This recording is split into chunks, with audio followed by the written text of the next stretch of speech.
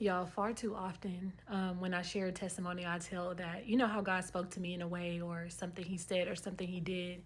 People be mind blown and they kind of be real perplexed, like, wow, that's crazy. I've never experienced him in that way.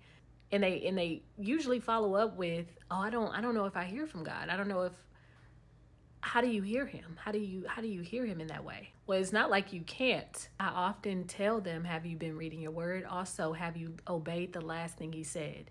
And we all can hear God. Like if you go to church and a pastor is saying everything except your name and address because the sermon is hitting so close to home for you, God is talking directly to you.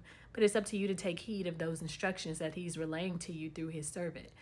But if you don't take heed, then his voice, of course, gets a lot quieter. It's just like your parent when they told you to do something the first time.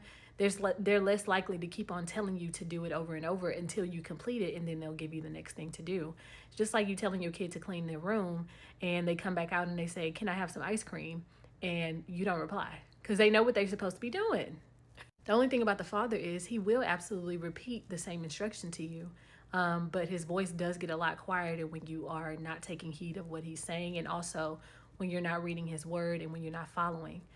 Also, you could just have itching ears. And itching ears is when you just want to hear what you want to hear. That's why we have a lot of people with podcasts that are really thriving off of falsehood, spreading false news, false gospel, saying whatever they feel like they want to say, basically telling people, YOLO, you only live once and do what you want to do.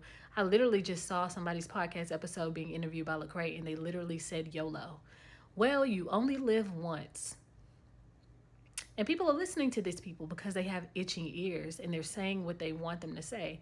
The only thing that is the problem is that you forfeit your destiny and you forfeit a lot of things God is trying to do in your life, and you also delay a lot of things when you are disobedient and when you're just hearing what you want to hear and doing what you want to do. Because one thing about the devil is he's going to scratch that itch in your ear.